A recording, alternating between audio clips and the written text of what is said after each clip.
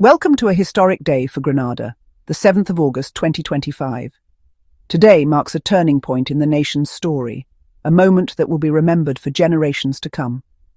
Just days ago, Grenada made a bold move, one that has captured the attention of its people and the world. The country officially changed its oath of allegiance, a tradition that has stood for decades. No longer do leaders and new citizens pledge loyalty to King Charles III, the monarch who once symbolized Grenada's ties to the British crown. Now, for the first time in its modern history, allegiance is sworn directly to Grenada itself, to its constitution, its values, and most importantly, its people. This is more than a legal tweak. It's a powerful declaration of national identity and pride. It's a statement that Grenada is ready to chart its own course, independent and united. The oath, once a symbol of colonial ties and foreign rule, now marks a new era of self-determination. It's a break from the past, and a step toward a future shaped by Grenadians themselves. Fittingly, this change was enacted on Emancipation Day, a day that already celebrates freedom and the end of slavery, linking the new oath to Grenada's ongoing journey of liberation and empowerment. In this chapter, we'll explore how this historic decision came about, the passionate debates and discussions that led to it, and the hopes and concerns of everyday Grenadians. We'll look at who this change affects, from government officials to new citizens, and what it means for the nation's future. We'll also see how Grenada's bold step fits into a wider Caribbean movement toward republicanism, as more nations in the region reconsider their own ties to the monarchy and embrace self-governance. This is the story of Grenada, standing tall, defining its own path, and inspiring others to do the same. Join us as we uncover the meaning and impact of this remarkable moment in Grenadian history. To understand the significance of this change, we must look back at Grenada's long and complex history with Britain, a relationship that shaped the island's identity for generations. For nearly 2 centuries, Grenada was a British colony. The struggle for freedom and self-determination was ever present, as Grenadians navigated the challenges of colonial rule. In 1974, Grenada achieved independence.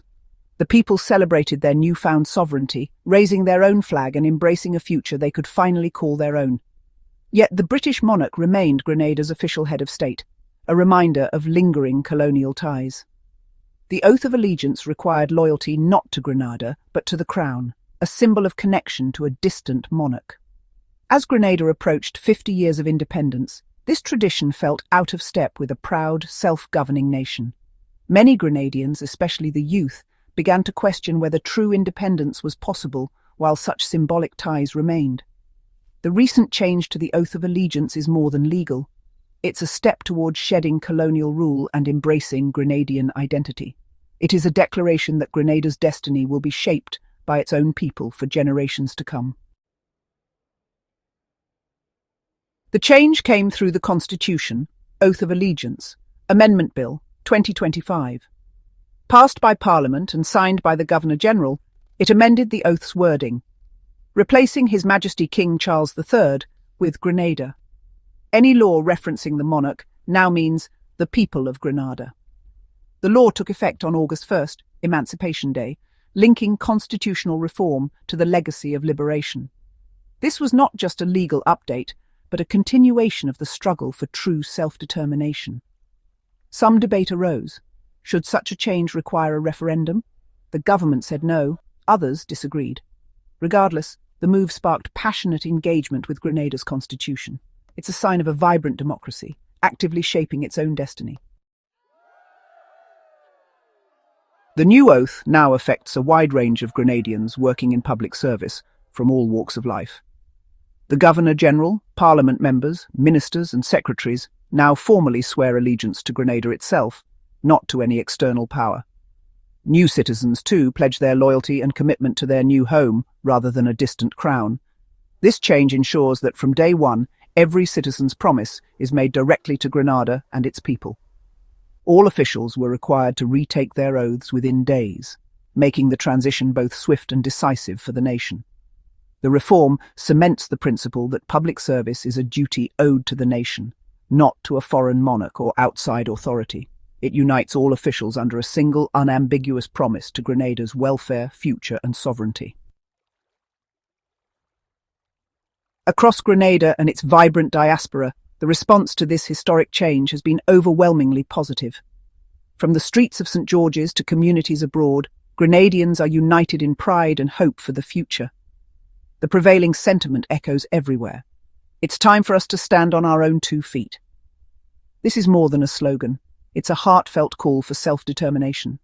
For many, this moment is the final step in a long journey of decolonization, a proud evolution, honoring the past while embracing a future shaped by Grenadian values. The golden jubilee of independence sparked reflection and a renewed desire for self-possession, inspiring conversations about what it means to be Grenadian today. Thought leaders like Professor Gus John see the new oath as a vital step in building a society grounded in self-defined values. While some have raised concerns about the absence of a referendum, the dominant mood is one of pride, unity, and approval. At its heart, this is a declaration that Grenada's identity and destiny are its own to shape. The people have spoken. With unity and determination, Grenadians are taking ownership of their future. Grenada's move is part of a wider Caribbean shift away from the British monarchy. Barbados became a republic in 2021, inspiring similar conversations across the region. Jamaica, Antigua and Barbuda, the Bahamas and others are debating their own paths. The ascension of King Charles III has prompted many to reconsider the relevance of a foreign monarch. Grenada's oath change is a foundational step toward republicanism, aligning law and identity with the people. This movement is also a response to a history of unreciprocated loyalty to Britain. The Windrush scandal and other events have fueled the desire to invest in local nation-building. The Caribbean is choosing to focus its loyalty inward, building on its own strength and potential. Grenada's new oath is a powerful statement of national identity and pride. For the next generation, pledging allegiance to a foreign king will be history, not reality. Citizenship and public service are now rooted in direct commitment to Grenada. This reform fosters unity, pride, and a sense of shared responsibility. As Grenada builds its future, it does so with renewed confidence and purpose. The challenges ahead are real, but the nation faces them together, bound by a common oath. This is not an end, but a new beginning, a beacon for others on the same journey. Grenada stands tall, proud, and true to itself, the Spice Isle, forging its own destiny.